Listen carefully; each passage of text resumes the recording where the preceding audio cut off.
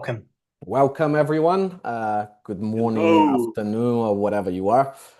So today we have a special guest. We always have a special guest. This is Yep, this is just to Thiago. just to start. This is Yep. May of 2025. We is our eighth show now. So I don't know, man. it's You keep been, you keep track better than I do. yeah, it's been 5 years we're doing the online version, so it's quite nice Oh, to it's a see. long Yeah, time. it's been Yeah. the physical is 16 years, but today we have Josue. It's a pleasure to have him here because it's nice to show different perspective of our industry. He gonna talk a little bit more about his work, but let me show the show reel and that you can introduce yourself better than us. Okay, just give me 1 second. Let me share. Uh, cool. So everyone can see here. Let's just play that.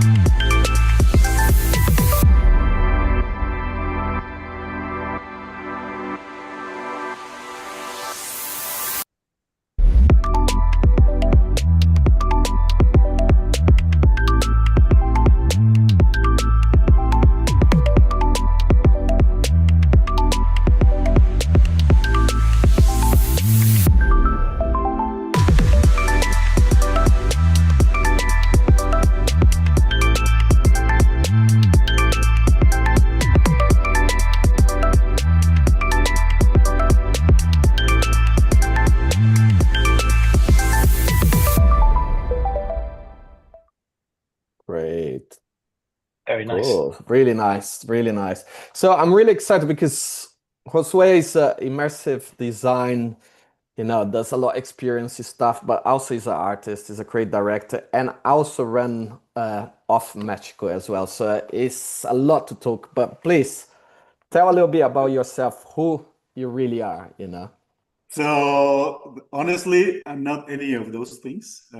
I made this up, like all these titles, like immersive experience designer, media artist, creative director. So just to give you a little bit more context, I'm based in Mexico City, Mexico. It's outside. Really Suspecting hot more here. colours. Really hot in here. I am from a very, very small town in Mexico City called Oaxaca. If you guys haven't been there, I really recommend you to go to Oaxaca. You can. Oh, isn't it a food region? Isn't it known for food?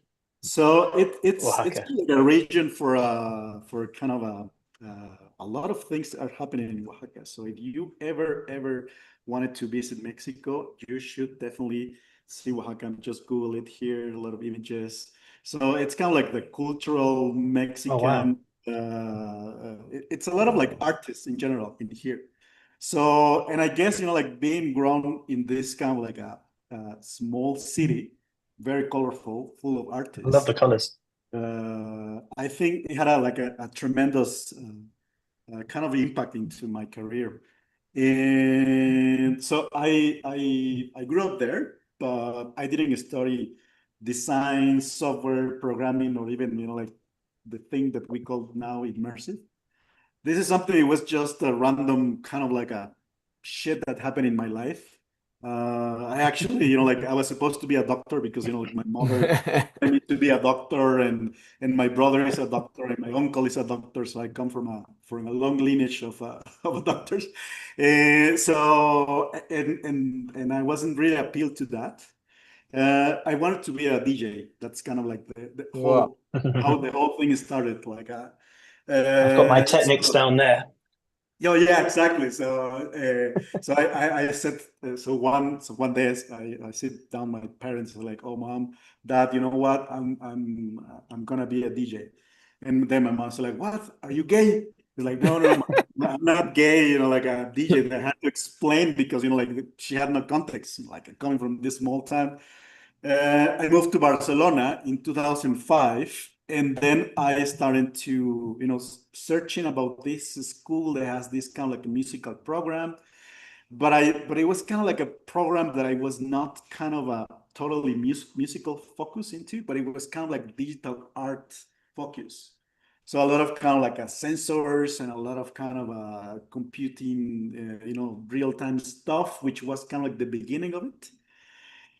And it was so crazy because I really didn't expect that to encounter that kind of stuff. So I'm gonna show you really quick, like the thing that I was just like discovering. So this is my kind of my master's degree. It was kind of like this course of learning how to technology work.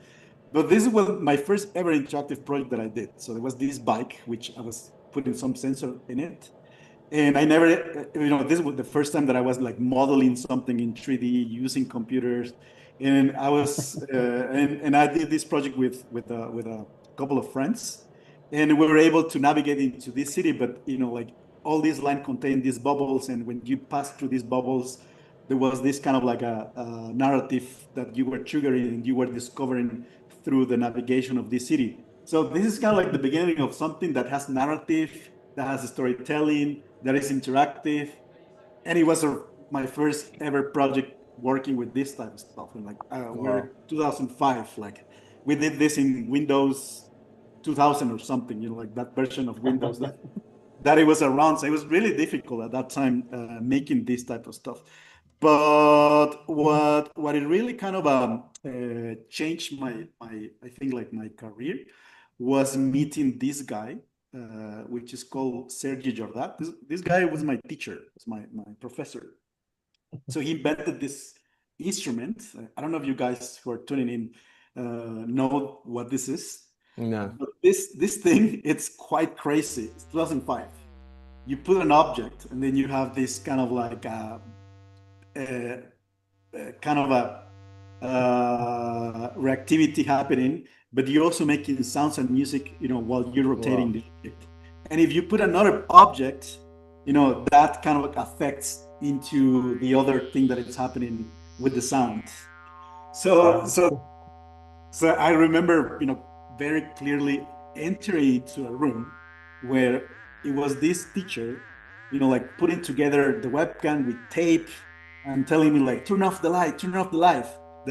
And then I was like, turn off the light. And then I saw this and it's like, holy fucking shit, I don't want to be a DJ anymore. I want to do anything. So I went back to Mexico around that year and I started to build my own kind of like table. So there is the first image that you're seeing there is it's kind of like a plaster, like something that is plastic that I ordered online, that it took me a long time to get this into Mexico. But that kind of like texture was giving me the ability to touch into the surface. So in the table, like I was soldering, like a lot of LEDs, infinite lights, and then there was a webcam here, a projector, a mirror, and there was now the ability to use fingers. So that year, just to give you context, like what was happening that year, that was the year of the launch of the first iPhone. So you guys remember the gesture, for the first time of 16. So I was doing this in my room, with a larger surface during that year, and together with a friend of mine, we were doing kind of like a lot of like demos of using multiplatch. There was this very tiny hacker community happening, like in the world at that time, that we were creating this type of like simulations and also games and playing a lot with multi-touch. This is kind of like how it started. So we founded our first company. We started renting these tables for clients. I took this photo from my archive, and this was the like one day that we rented one of those tables, and imagine the faces on people, like seeing a multi-touch device. That's big for the first time. And Yeah. how was the market, because it was such a new thing, for people, especially I imagine, I'm from Brazil. I imagine also for Mexico City, like for people seeing things like that was like, wow, like how did you turn that into work, because it Mm. feels like more like an art piece, but I would imagine you didn't have much work related in that Yeah. time. Luckily for me, I met, later in time another partner who, was very kind of like clever in terms of business wise and how to put together these type of like things into clients. And we were inventing the way we could adapt this into a showcase, in a showroom. And we honestly we did a lot of like shit, a lot of like renting this type of stuff. That was the beginning also of projection mapping and all of those things. And I did in my life, I did a lot of like mapping stuff just for money, like, and it's not like now I have my own kind of like self, I'm gonna call it like self understanding of what I want to do and what I don't want to do. But back in the days, like I was doing, projected into a cube of Wherever Marlboro, comes. Marlboro cigarettes, like that kind of like weird things, because it was just experimentation and things were happening. Wow. But it was And this, such like back then. It was such a new frontier. Nobody knew where it was going to go or what was going to happen with it. So you're free to experiment and see what sticks and what becomes evolves and into a new idea or a different idea. yeah, totally. Like I mean, like we honestly we didn't have any clue of what the hell was happening at that moment. And like a little bit more kind of like a forward into the year, I met my second partner, which Alejandro, like an incredible person with enormous vision. There, I met another partners in the way. And then, like we were from a company of two people, of 120 people, and it was kind of like an Yeah. insane studio. Which, by the way, I don't. I left the studio 3 years ago. I completely kind of quit the studio because I didn't want it to have a kind of a life involved into many projects at the same time. Like we were Mm. holding, I was probably sometimes holding about I don't know, like 40 projects at the same time Wow. in many Did that different stages and many different levels. did that become difficult in a way? I mean, obviously that you want to focus on your own thing, but obviously it's a company that you've started. It's almost like it's your child kind of thing. I imagine it's a big decision. I remember, like the moment that we announced that, that was kind of like post-COVID, everything was ramping out, but we were still, like keeping all this kind of like a distance Zoom meetings, like we do now, right? Yeah. And I do remember, like when I did this kind of like call with the whole company, and I said like saying goodbye to everyone, and I remember that I closed the computer and I started crying. It was like Yeah. I Wow. it was like I couldn't believe it, but there was another, it was another phase in my life, which I'm right now. I'm the father of two kids, two incredible daughters, The biggest and phase. and I think, like I wanted to have more time with With my the kids. kids. Well, I was, yeah. Go one ahead. question for you in relation to that, because like for me running a studio and having so many friends running a studio, I see what you're saying, repeating with so many different studios, like people, start as an artist, let's do a studio, let's do our own project, and the thing grows, and suddenly you really feel disconnected with the art side. Even you direct, like you said, 40 projects, you're not really focused on doing something you focus and you love in that much. And I have quite a lot of friends that run a studio and happen there, and they end up, or they have a partner and they left the studio, or they close the studio and turn to change complete career. Uh, did did you have that feeling, like when you start was the excitement, like you being creative, breaking boundaries and things, and suddenly, turning to be a business, like 120 people I would expect I Well, never I get can't to even that. imagine. That's, yeah, it's a nightmare. But How do you I remember think, everyone's name? yeah, Now I am one yeah. Yeah. So do in you this feel place.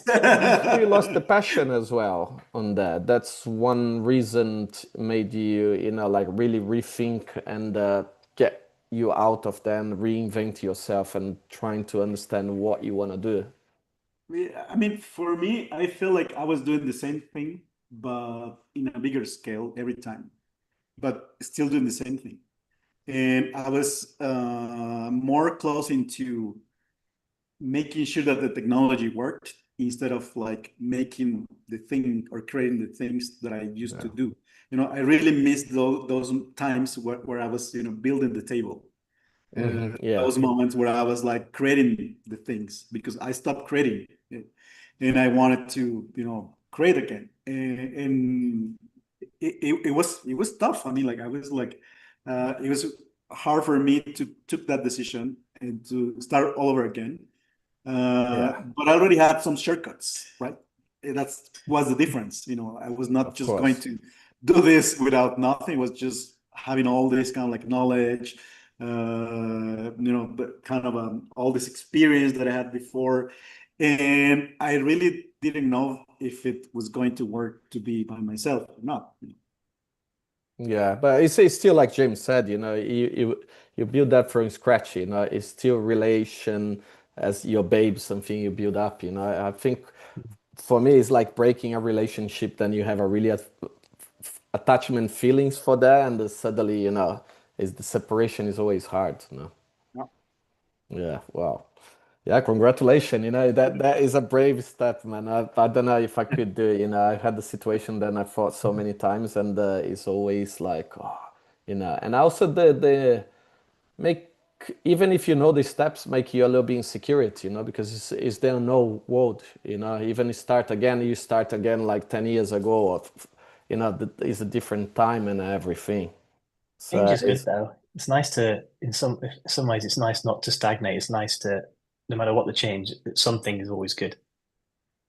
Yeah. yeah, And like one of the biggest fears, if I can list them in terms of what it meant for me to take the step, is like one was kind of like the ego part of not being the founder of this company, of not being anymore this person who is the director of this company that is making like global projects in the immersive industry. My second, that was my first fear. My second fear was not able to have this security or stability, if you want to call it that way. Like every month I have a paycheck, which is yeah, part of the company, and like that stability was and the third one was I think the fear of being part of this big relevant project that we were working on, yeah. and losing the ability to travel the world to work on these projects again. Yeah. Did you feel much on the creative side as well? Did you feel like you trap in that kind of loop? Then it's all once the company is that size, you need to make a profit. You need, so many people to feed as well, and you lose, like you said, build the table, be really the crafts. Then you could It just like gives you fuck thing around. experimentation. Yeah, experimentation.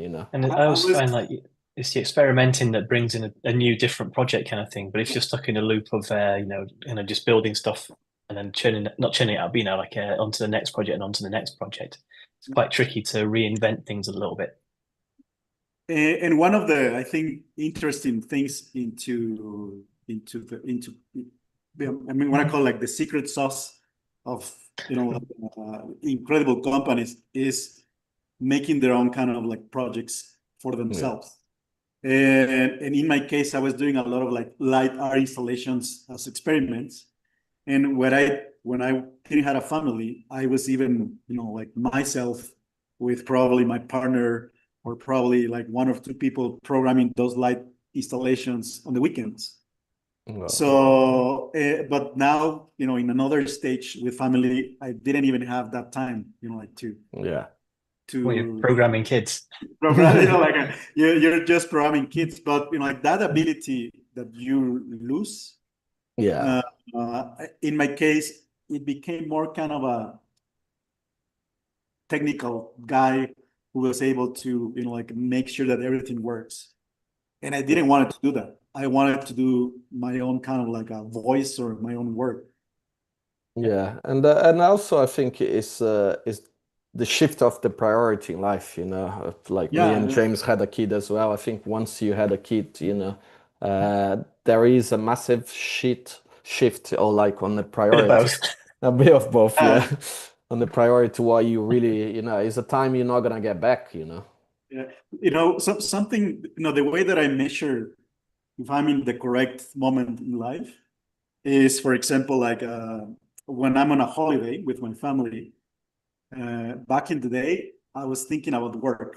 Yeah, I was thinking about if this sensor or if this installation works, and I was not there. Like it's my not body is there, present. Yeah, but my mind was in work. And that for me is one way to measure, like if I'm in the correct moment in life. And what happens to me now, when I go with my family, like I'm there, you know, yeah, in many different levels. And I think this is one of the things that helped me out to think about and have this kind of like thermometer of life, if I'm in the correct position or not. yeah. Like looking from outside, like special for people looking this because now you're solo. So and how do you feel, from going like as a professional, having like a studio and making all that kind of project that suddenly you're going more like as a solo, you're going more as an artist. As for you professional, how did you feel like about that? Also, just to add on to that, like what are the new challenges that you found by also like going solo than before and previous? Honestly, I think the way work is changing today. Probably in the future there will be more people like me, working in this new kind of like a paradigm. I don't know what's, Hmm. yeah, way of working. Paradigm? Paradigm, yeah, exactly. Way of working. Before people would tell you like, yes, you have to do a studio, and this studio have to, like be able to be a company. And I believe today with the way tools are progressing, with the way, like engagement, but also, like a way of building together collaborations, all of those things are making things more easier for people like me to still work in relevant projects, like that. And I can show you some examples. Yeah, Uh, it's way more accessible now. Like when you think back to when you started out in like 2005, Yeah, and you had, the software you were using is not readily available to everybody in the world kind of thing. Or the power of the computer would not be readily available or something and along also those in that lines, time clients really wanna, the physical address that, like we used to have that since the pandemic, that Yeah, that's complete. definitely changing for Yeah, sure.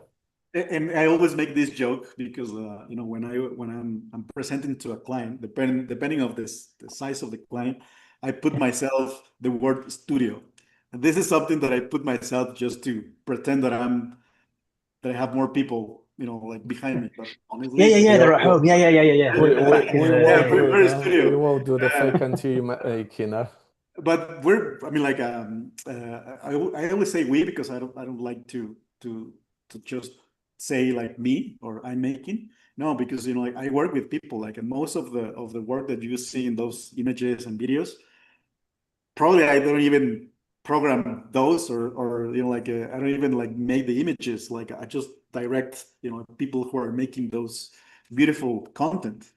I'm more now in a director moment Yeah, in my career where I can assemble a team of collaborators And then we work together, and then together we're starting to, work for the Sphere, or work in Japan in Tokyo for Tiffany, or work in this other project in this other client, and still, making, high quality work. I have this studio that is located in Roma, which is a neighborhood in Mexico City, right in the heart of Roma. Just I go out, came here every morning. It's kind of like literally, it's a warehouse. It's a warehouse. I test technology in here. I have some That's cool. sensors, projections. I use this big wall to make experiments, and I'm still building all these kind of experiments, but Well, just that's the in artist way, though. Like, if yeah. are you a real artist if you're not in a warehouse at some point? And I think that was this is at this moment, this is my dream, being in this artist studio where I keep exploring, experimenting, and then I have some commercial projects that I work, and then I keep doing so. But I'm still developing experiments the whole day, the whole time I'm trying to do experimenting things. So Yeah. kind of going back a long way back in time. Like you said, from a long line of doctors, and you originally you studied to be a doctor. Like, how did your parents take the news? And I think this is a two-part question, really. Like, you know, what do they think that you do for a living, and then what do they understand of what you do for a living now that things are more established, and obviously you're doing well and all that kind of side of things. And just to add as well, and if they understand what you do, are they proud, like of your decision? So, for example, like from the mother perspective, she was always going to be protective with you, right? Of course. She's gonna Of say to course. you, "Oh, don't leave the company, don't quit. You have a safety net, you have a safe work. What are you doing?"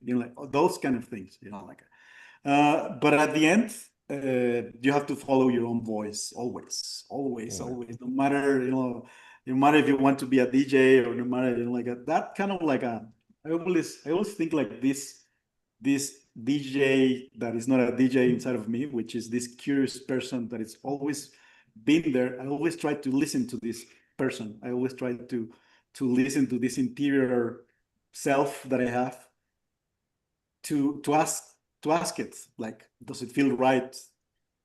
And it's incredible how, when you take a moment to ask to yourself things, you can easily respond to things that you don't feel comfortable with. Yeah. Whatever is working with someone, whatever is working in a project, whatever is working with some stuff, is so kind of but usually we take that for granted.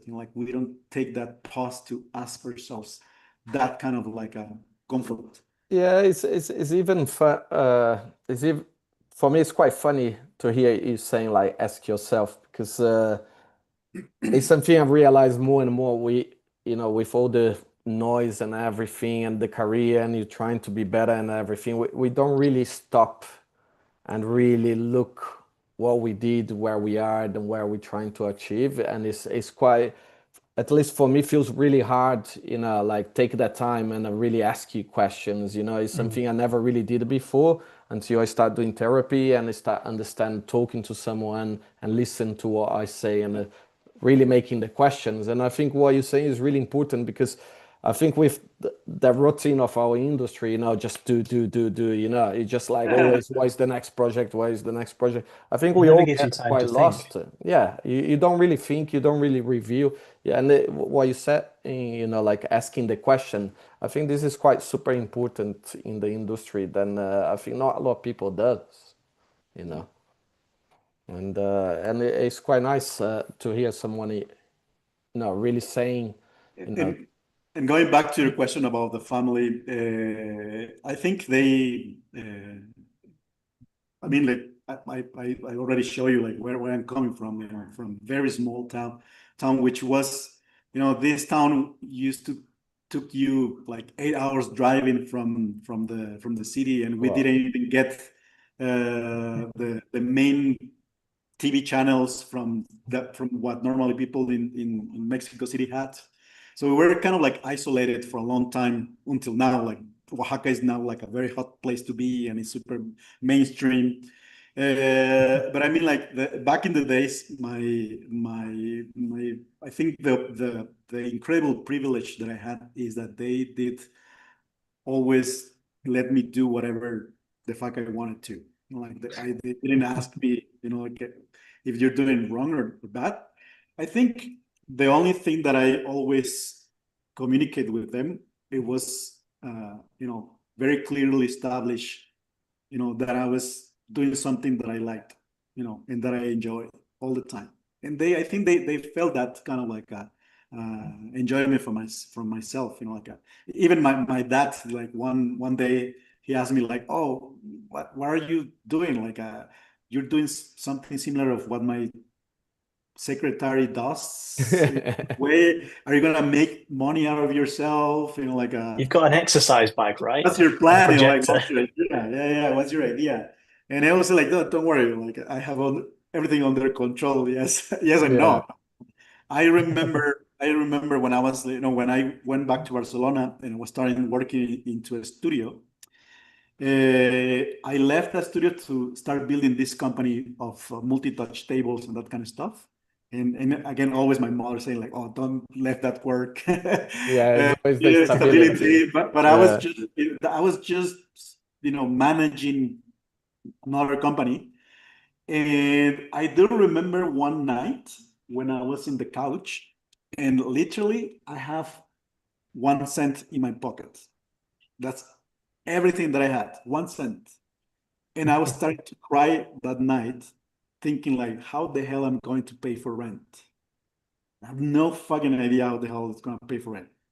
But I had to wake up the next day and start doing what I liked at that time. Again, that was my only solution. Is the Like, only okay, option. so if I already have that option, I don't see any other options. I have to keep moving.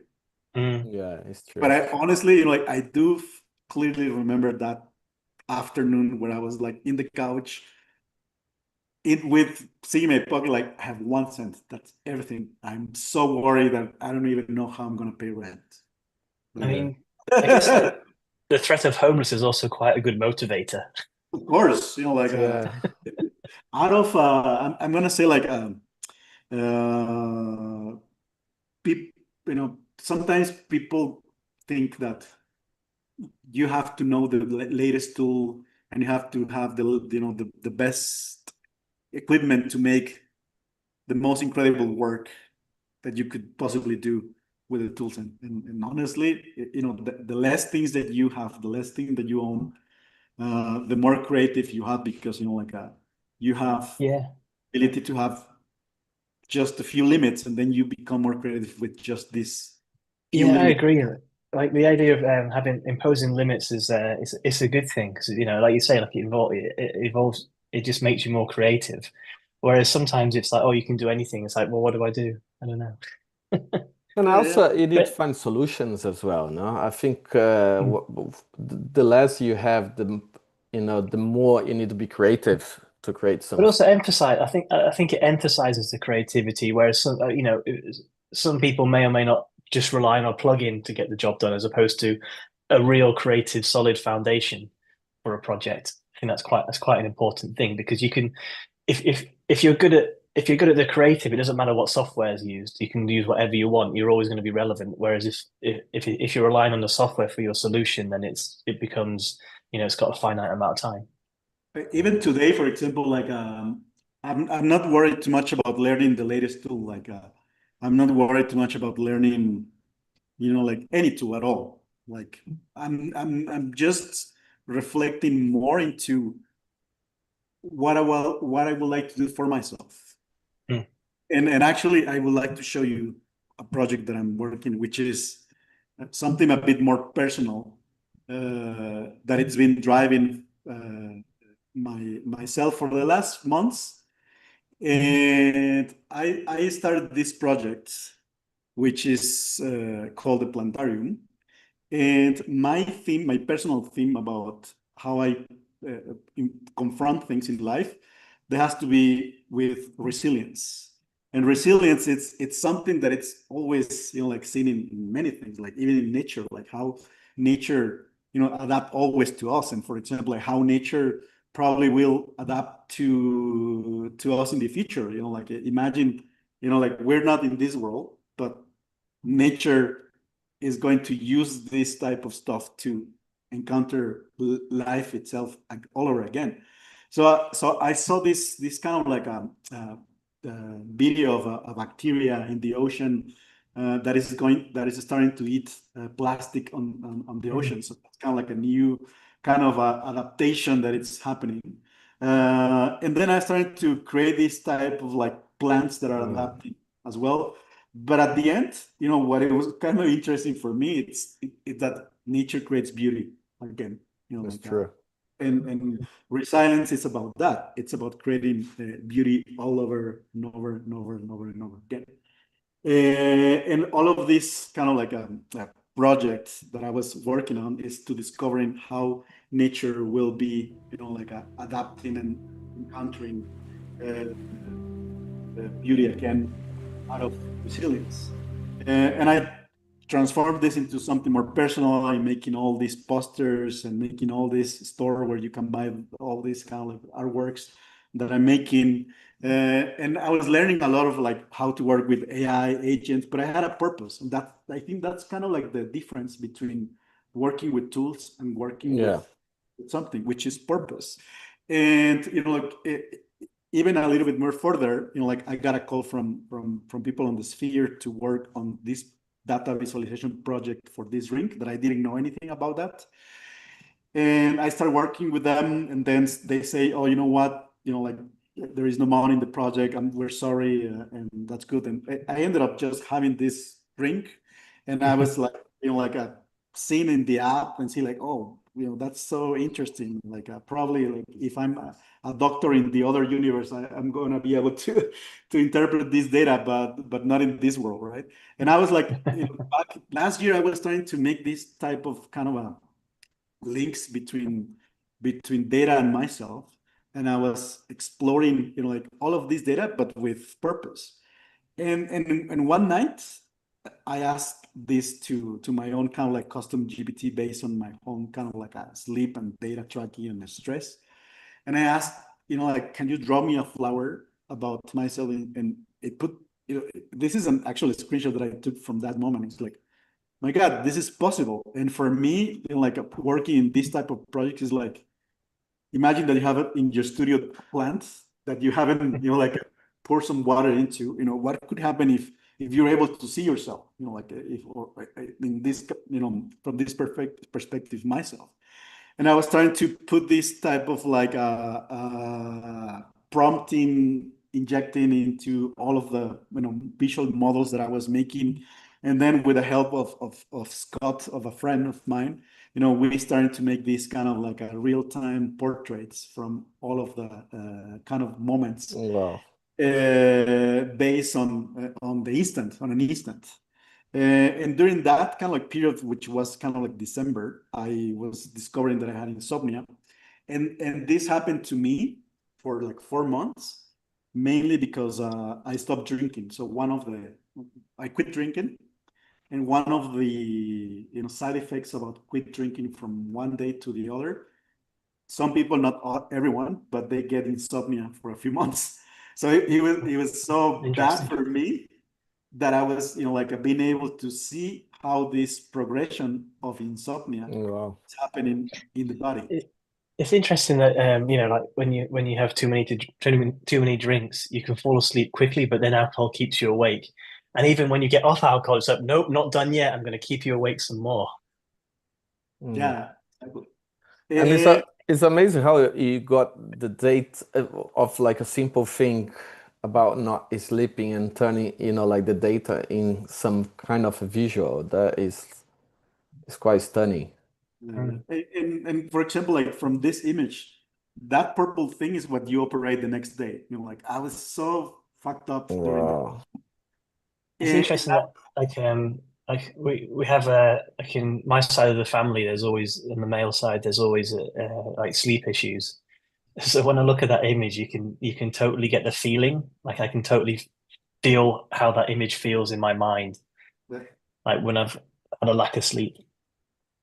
I remember seeing this day, for example, January 10th this year, uh, looking at this image and reflecting on how I felt.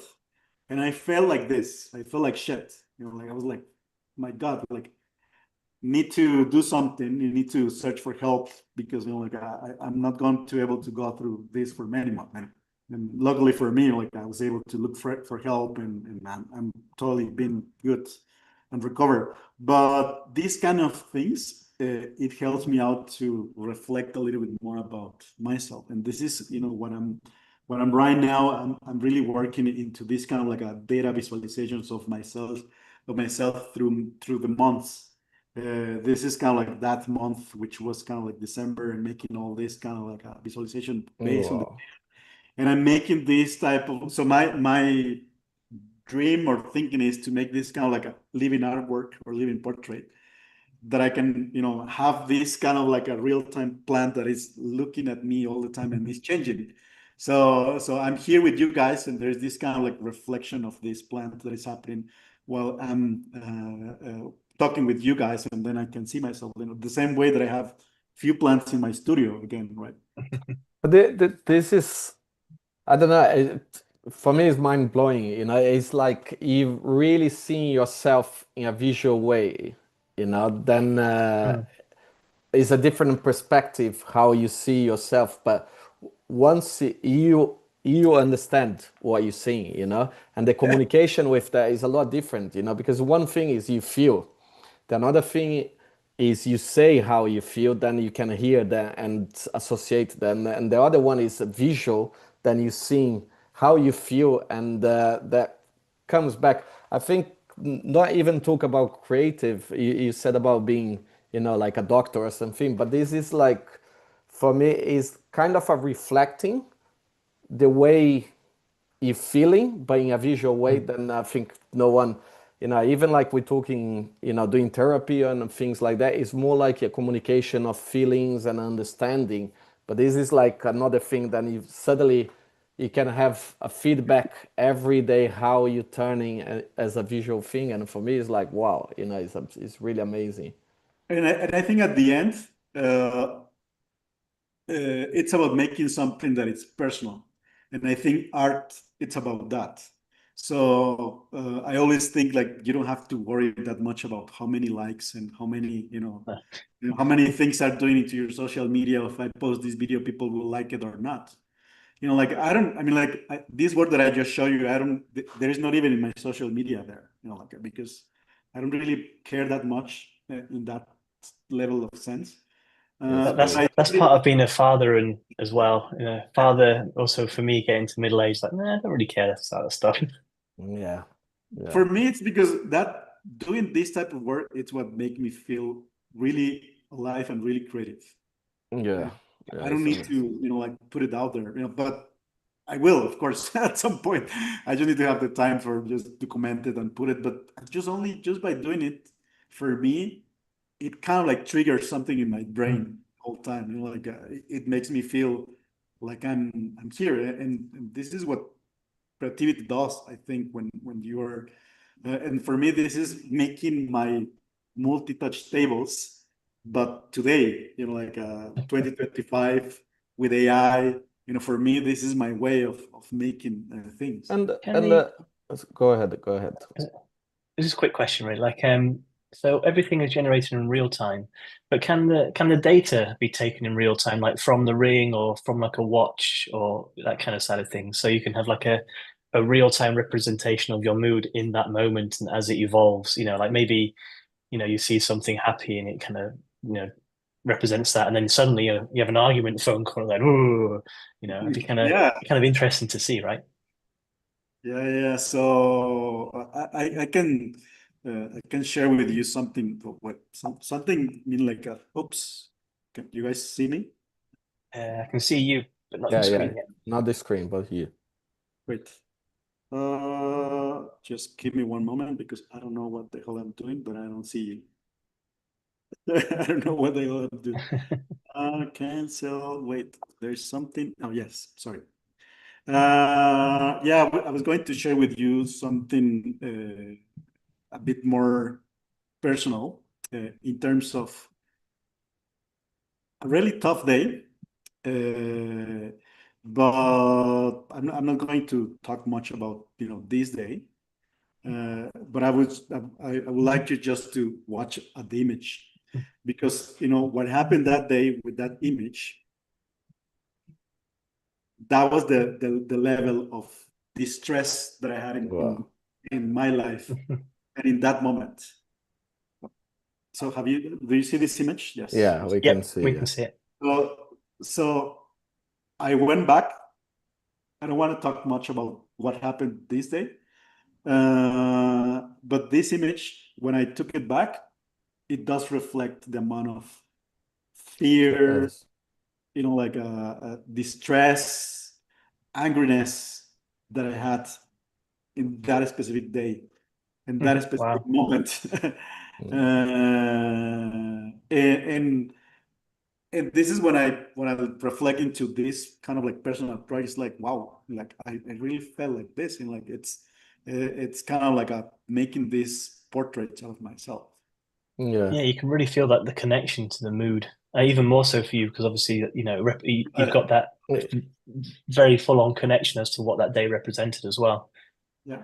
And And I think one thing I really love, you've been showing all this image and you've been talking a lot about AI, and the way you taking it is something you said in the beginning, it's not about learning new software and not, it's not about the software, but using as a tool and being able to produce and create, something as a tool. And a lot of people is being so scared of AI and everything, and you taking as a tool and just like developing and showing, as artistic way what you're feeling and reveal that as an image, it's such a nice thing to see. I think what you have to discover is your purpose. Yeah, So people get worried too much about learning the latest AI tool and about learning Comfy UI and about learning all these new models and like those kind of things. They are so insane that every day is changing. Every day change. now, Too like quick, man. It's too every quick. day, every hour is, and it's going to be crazy by the day. But the only thing that is going to separate you from the others is to make Yeah, that is well said. Yeah, your own self. well said. And yeah, that is really good. I want to touch in one subject as well. For who doesn't know, you run off Mexico as well, and running your art thing, running clients, running two kids, and running a festival, and it is a massive thing. It's not easy. We've been running Sinoevo for over 16 years, and we know how hard it is, and even in a small scale. How do you manage to, juggling all these, balls and manage to Oh, get them have organized? you have you been able to incorporate AI into like some of the mundane tasks of running a festival as well? Yeah, tell us the secret. The crazy thing is like I, I never kind of like say these kind of things. Also, I'm going to divide this response into two parts. The first part about how do I manage is because I have partners in all of these kind of like places. So at home, it's my partner, like who we live together and we take care both at the same time of the kids. In the off, as a festival, I have two incredible partners, JC and Manolo, who are taking part of the commercial, the communication, and the managing production. Like I take care part of the fun thing, which is the program. But the program always comes with money, and we can pay flights or this. But the three of us, we're always selling the same event. And in terms of like the studio and what I do, I rely into assembling a team of friends and also collaborators from a long time. So I honestly, I ended up working in the main concept. And then, those friends take care either, management, either production, animation, programming, developing software. And then I took the lead into putting together the vision into Yeah. either the thing that is going to work. So like I said to you in the beginning, I don't do much, like in terms of like I don't know how to design. I don't know how to program. I don't know how to. I do really understand the way you're saying, but I think this you're just being super optimistic, and it's still a lot of work. Even if you have partner running a festival, you're still doing that. Even if you have a partner, at home, you're still Yeah, of doing that. But course.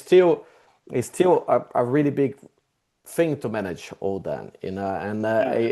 it is hard. You need the energy and you need to be focused and organized, because without that, I think it's almost impossible. So the difference between before and now, I think it's the way I measure with you, the way that I said it before, like what is my thermometer of presence? Before I was holding even more things, but I was not, in my mind with the family. And right now, I'm in these other moments where I'm working in this project. It's a lot of hell of work. Yes, it is, but I'm there. Yeah. And I'm less stressed. There's stress of course, but when I go home and I start cooking and I start, experimenting with recipes and making all these things for the kids. But I'm there, You that enjoying yeah, every situation you are. Yeah. I enjoy, I think that's a perfect way to put it. I enjoy making those things. And Yeah. in terms of like how I implemented AI, I was very kind of like obsessed last year in these agent-based things that I started to build. Of course, I didn't program, but I started to research. Then I talked with a friend of mine who's an excellent developer, starting to help me out to develop this agentive method to, like take care of parts of my store. So this, whatever is a new order, it talks with the printer, through WhatsApp, and everything happened to WhatsApp. Like I can manage schedules on WhatsApp, and these agents start making all this kind of like links and Zooms and meetings and that kind of stuff.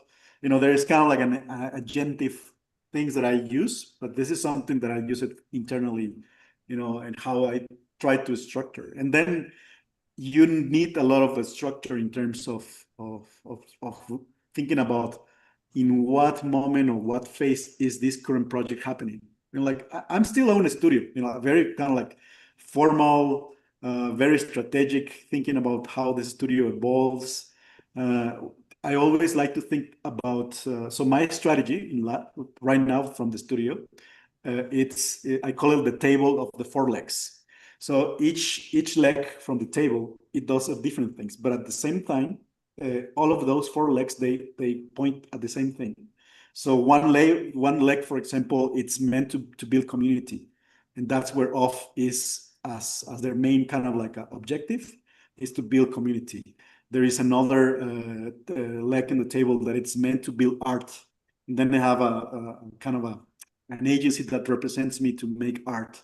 There's another another leg on the table that where I do consultancy, and the only role is to consult into immersive projects. And there's another leg that it's for making experiences. And then I have these ticket-based experiences that are in Mexico City right now, where people pay a ticket, and then I get a revenue from those experiences that I build. So that kind of like it's my strategy from the studio in a kind of like a Yeah.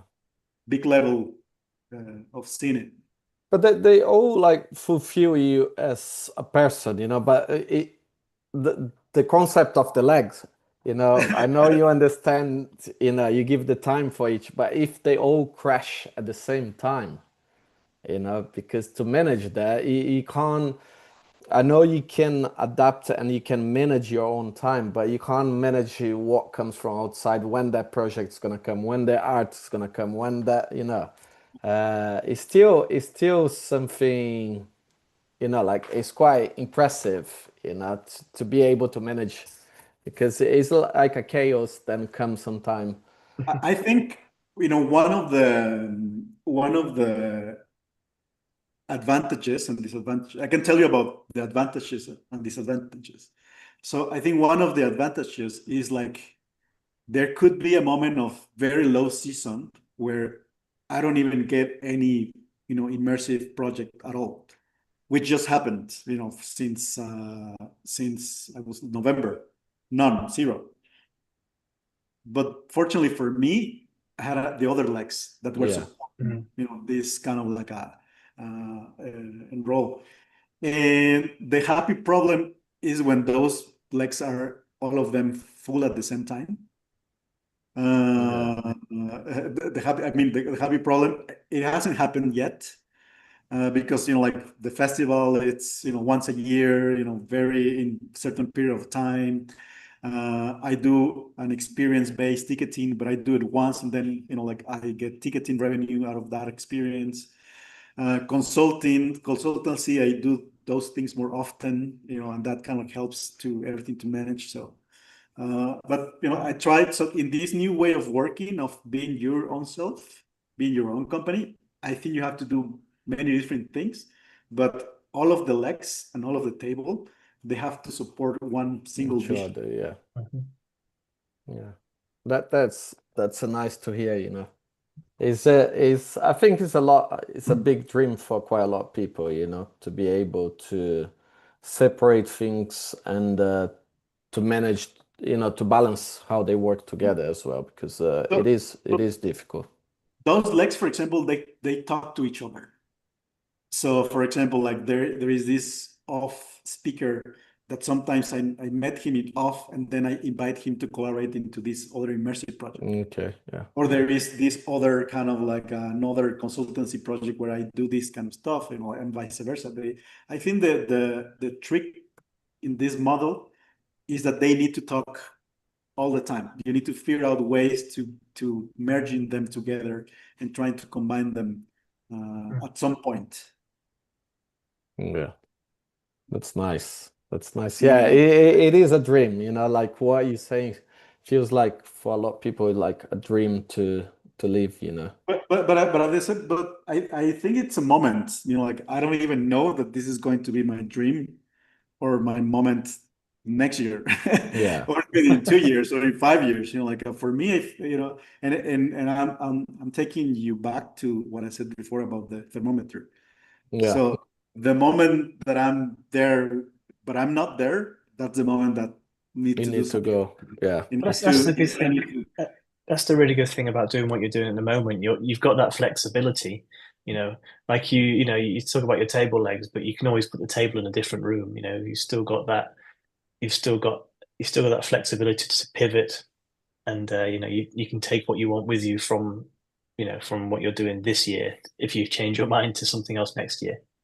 yeah. I mean, in Yeah. my ideal world, in just my ideal world, I will be just making art the whole day. Yes. I don't give a fuck about it. And I was just here making art, experimenting, and that would be, like a fantastic ideal dream. If you want to talk about dreams, that would be my dream. But it's not the It's case. not. I need to right now in life, I need to figure out how to make balance out of it. Yeah. And this is the way that I figure out for now. But probably in 5 years, I only have two legs or just one. It's true. Knows? It's true. And Yeah, I'm this artist who are selling, this crazy work for such a crazy amount of money, and then it's like, oh, okay, just gonna keep doing. Nice. yeah. So your kids are quite young, but it's kind of interesting. Like when you're talking about your parents and becoming going from a doctor to becoming like an artist and what have you. I guess it should be quite interesting for the younger kids generation because a lot of what you're doing and what we're all doing at the moment is just going to be like second nature and just they'll just like, oh dad, that's so old hat. Check out this new thing that and it'd be like, oh wow, that's mind blowing. It's kind of interesting. But yeah, do they have you noticed like they've got like an arty side to them as well, a creative side? Or is that just they probably might be a little bit too young for it to manifest, but I don't know. No, Like not what do really. like what do they what would they what do they think you what do you think you do to keep a roof over their head kind of thing? So it's crazy because like the my parents and my family, they come from a very kind of a modest origin, you want to call it. Like my grandfather was like literally walking from the mountain to live there to this Oaxaca city, Mm. starting to sell kind of newspapers, that kind of like origins and modest thing. So, and I think that kind of freedom about not having this kind of like a very specific, I'm going to call it like an education or formal education in art for myself. I think it's what helped me in life to be more free and not to be, like you have to do things and you have to do that kind of stuff. And my parents, and especially my father and my mother, like they didn't have that opportunity in their life. Yeah. And that's what I was telling you. Like I was incredibly privileged because they did gave me this opportunity. They actually, like were able to buy me a car. And all of this started because, like I had an accident on the road. I crashed that car. And with that money, I went to Barcelona to make this program, this study, like with that specific money from the cash. I didn't understand it at that moment in my life. Something that I thought it was really bad that happened to me, it turned out to be something beautiful. It's funny how life does these things, isn't it? It's very serendipitous. Mm. And it's funny, like I always start all of the, like most of the talks that I start, I say like, oh yes, I'm here by accident. And when I say by accident, it's by a real fucking accident Wow. to me, like and this is what happened to me at that specific moment in time. Like the insurance company was saying like, oh, you have two options. Option number one, we can give you the money. Option number two, we can give you the car. Why would you choose? We can change your life. We're not going to tell Yeah. you how.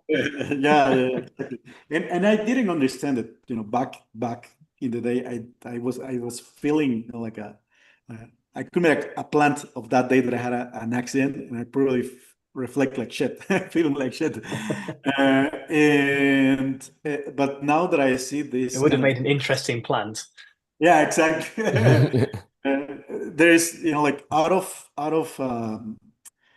I'm gonna say like problems that you might encounter, out of low project that you might think you have right now, there is kind of like a tiny opportunity always to make Mm. incredible things there. You just True. have to not focus on that tiny hole that you're gonna I think find. be optimistic as well. No, I think is some people just look half glass of water and think it's half empty, and some people think it's half full. It's what True. you're saying. It's always an opportunity in But I do something. find that if if you approach things with a more optimistic,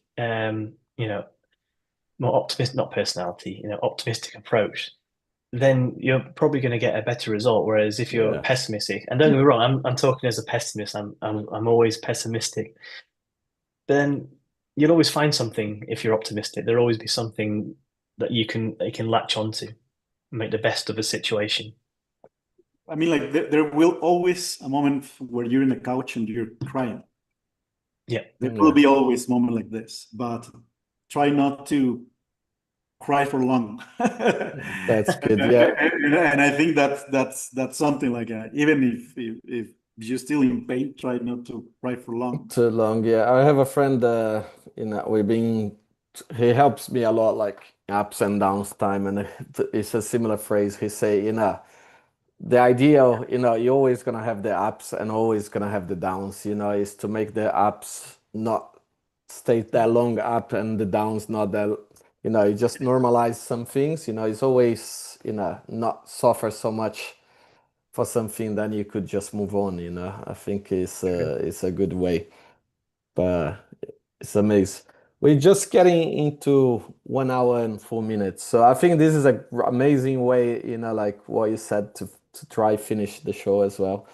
But man, it's been it's been amazing. I think the flower project is just like for me it's I Incredible. will take, you know, like as a blow my We mind and didn't now. even talk about the immersive stuff, but but I Yeah, mean, like we talk from more kind of like the reflective perspective about but I things. think that's great. I think that I do believe we need more of that, you know. I think the immersive, you know, if we always can talk about work, we always can talk, but how you take, you know, the personal and take and turn that into artistic way, I think this for me is like the key element here, you know. You show such a beautiful thing.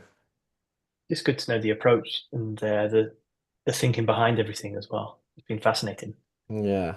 Thank you so much, guys. No, thanks so much for giving the time and also to share like so much personal stuff as well, you know. It's Yeah, always good to hear. Yeah. Thank you, man. Thank you. Thank everyone, and we will have the next, you know, Evo live show in London next month. We're gonna share the dates on the Instagram and also the speakers soon as well. But man, thanks so much, and it's been like a massive pleasure, you been a know. pleasure. Yeah, Same. thank you.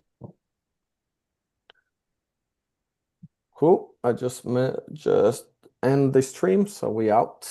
Man, Cool. Thanks for fucking, it's that. That was great. amazing. Yeah, that's great. This is wow.